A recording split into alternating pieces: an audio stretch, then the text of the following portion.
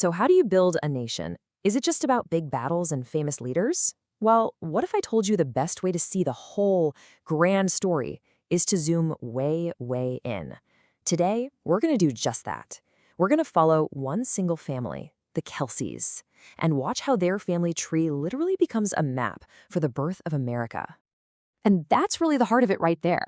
Just think of this one family's story, all their moves, their marriages, their struggles, as the entire colonial experience in miniature. Every personal choice they made was like drawing another line on the map of a brand new country.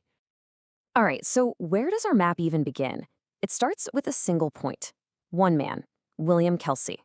Now, he wasn't some big shot governor or a general. He was a Puritan farmer who sailed over in the 1630s during the Great Migration, following his preacher, the Reverend Thomas Hooker, to find a new life. And if you look at his journey, it's a classic story of colonial life.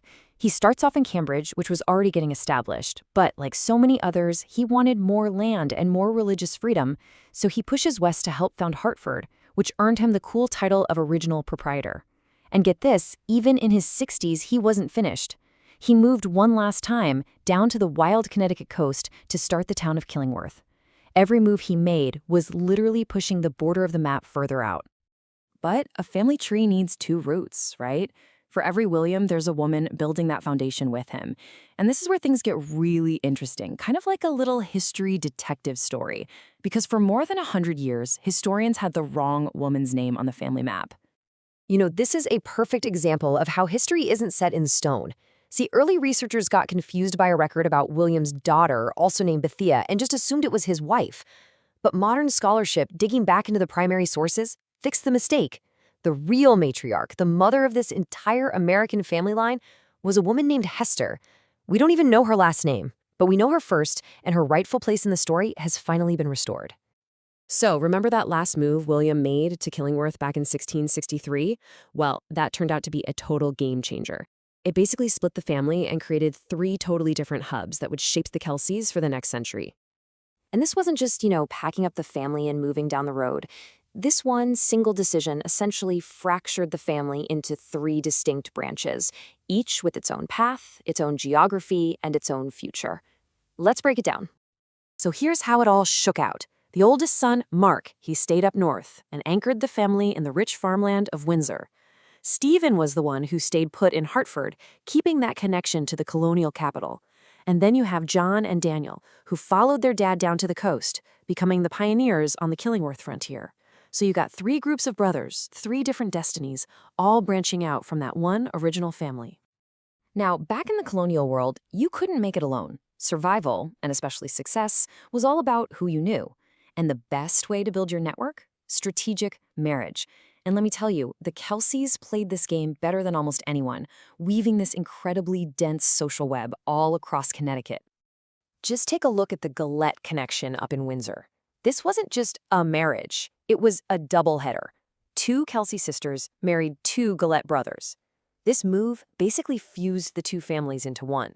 If you look at the town records, their names become almost interchangeable. They created this powerful local bloc that controlled land and had all kinds of influence.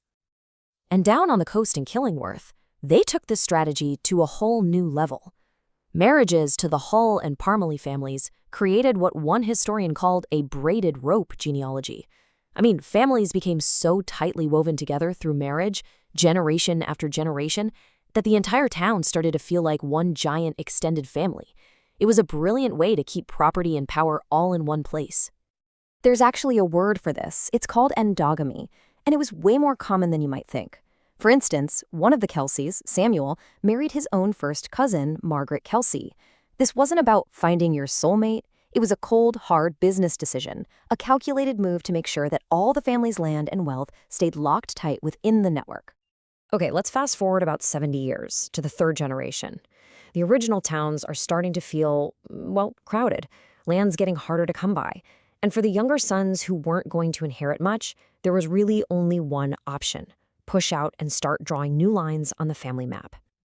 And you can literally see these waves of expansion radiating out from their home base in Connecticut. First, they push into the hills of western Connecticut, then they cross into the Berkshires and Massachusetts. Younger sons looking to make their own fortune strike out for the new frontiers in Vermont and New Hampshire. Some ranches even leapfrog over, setting up shop in New York and New Jersey. All of a sudden, the Kelsey family map is starting to look a lot like the map of the American colonies themselves. So now we get to the fourth generation. These are the great-grandchildren of William and Hester, and they came of age just in time to get swept up in the single biggest event in American history, the Revolution. At this point, they weren't just mapping a family anymore. They were fighting to create an actual nation. 1777. This was a massive turning point in the war, especially up north with the Battle of Saratoga. And for the Kelsey family, this year, and the whole war really, was going to be a test, a trial by fire that brought both incredible tragedy and amazing new opportunities. The real stories, though, are always in the details. Take Josiah Kelsey. He made the ultimate sacrifice, killed in action at Saratoga. But look closer at the records. He was serving as a substitute. That means a richer man had paid him to go fight in his place. So his death wasn't just a patriotic sacrifice, it was also a reflection of the economic reality of the time. And the war dealt the Kelsey soldiers wildly different hands.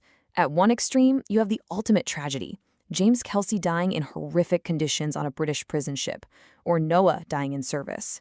But on the other hand, some guys didn't just survive, they thrived. Enos Kelsey managed to navigate all the chaos and became the treasurer of what's now Princeton University. For this family, the war was both a crucible and a launchpad. And so, here we are, full circle. We started with just one man, William Kelsey, a single dot on a map in Cambridge. And over 4 generations, his family's migrations, their marriages, their sacrifices, they all drew this complex web of lines all across the American Northeast. It's a family map that perfectly mirrors the growth of the nation itself. The Kelsey story really shows that history isn't just about the famous names in textbooks. It's written in the journeys of ordinary families. So it kind of leaves you with a question to chew on. If you were to map out your own family story, what parts of this country's history would it show you? Thanks for watching.